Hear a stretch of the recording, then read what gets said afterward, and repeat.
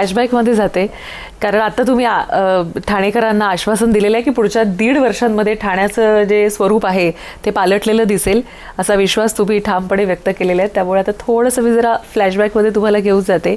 खरं तर तुम्ही मला म्हटलात की टॅक्सेशन आणि या सगळ्या गोष्टींमध्ये तुम्ही होतात, मात्र हे करत असताना तुम्ही कारसेवेमध्ये देखील होतात.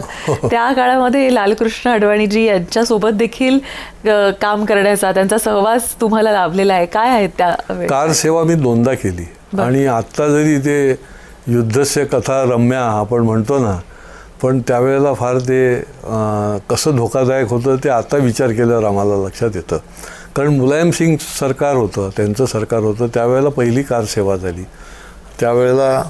परंतु 92ला जी कार सेवेला आम्ही गेलो त्यावेळेला कल्याण सिंगचं सरकार होतं, भारतीय जनता पार्टीचा मुख्यमंत्री होते, काँग्रेसचं केंद्रामध्ये होतं.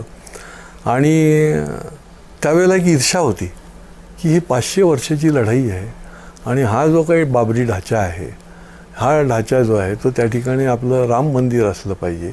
आणि त्या कारसेवेच्या माध्यमातून त्या ठिकाणी आम्ही गेलो आणि अजूनही त्या आठवणी ज्या आहेत त्या निश्चितपणे. आणि आज तर जेव्हा ते मंदिर बघायला मिळतं आहे त्यावेळेला तर याची देही याची डोळा असं एक रूप. आता मध्यंतरी आम्ही गेलो होतो अयोध्येला, परंतु it was a tough time.